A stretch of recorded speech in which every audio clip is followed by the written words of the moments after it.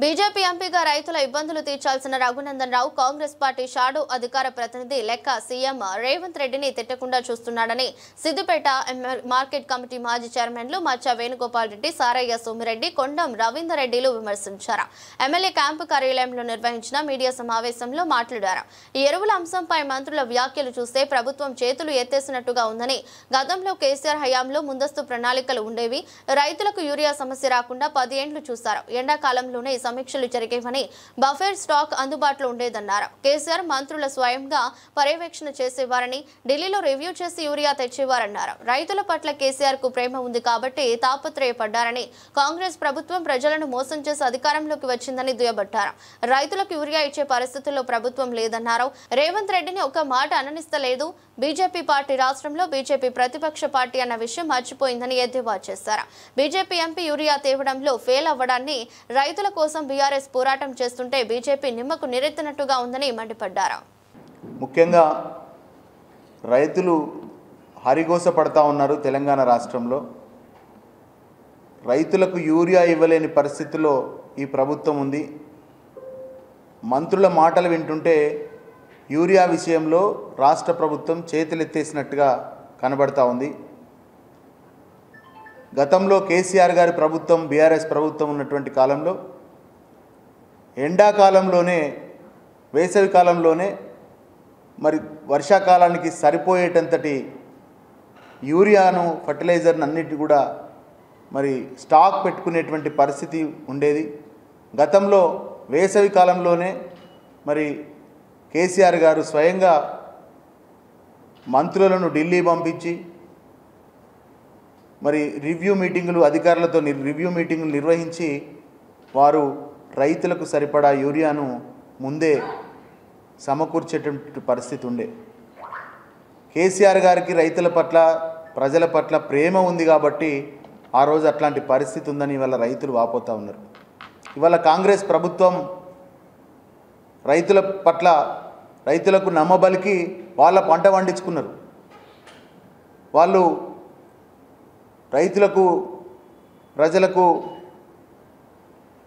అబద్ధాలు చెప్పి నమ్మబలికిచ్చి ప్రభుత్వం గద్దెనెక్కిండ్రు, వాళ్ళ పంట పండించుకున్నారు.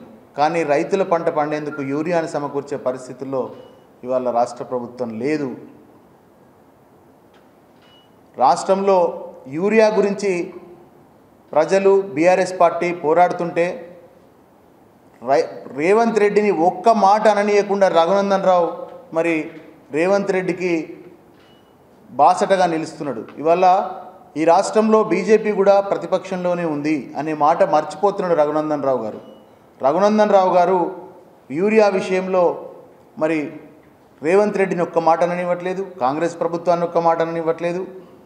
పైగా యుద్ధం వలన చైనా నుంచి లేట్ అయిందనేటువంటి ఒక రావడం ఆలస్యమవుతుంది అని చెప్పి అబద్ధాలు నమ్మబలుపుతూ ఈ కాంగ్రెస్ ప్రభుత్వం ఎలక్షన్ల ముందు అమాయకులైన రైతులకు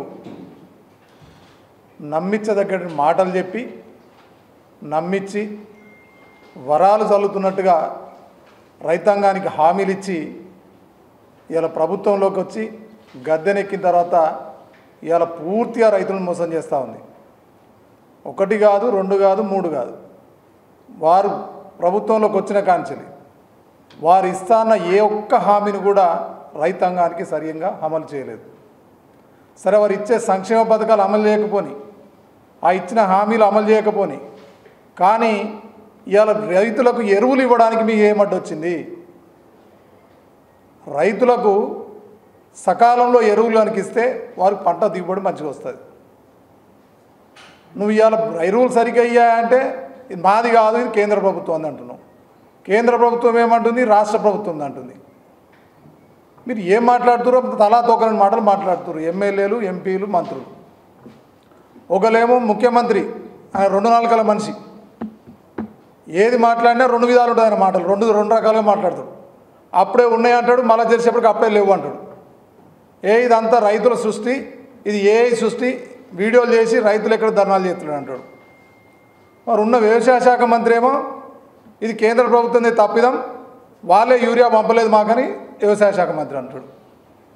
అంటే ఒక్కరికి ఒకరు సంబంధం లేకుండా ఒక ప్రభుత్వంలో ఉన్నటువంటి మంత్రులు ఇవాళ రైతుల పట్ల నాకు ఇంత కూడా చిత్తశుద్ధి లేకుండా వ్యవహరిస్తున్నారు అనేది ఇవాళ నిజంగా కళ్ళకు అద్దినట్టు కనిపిస్తూ ఉంది.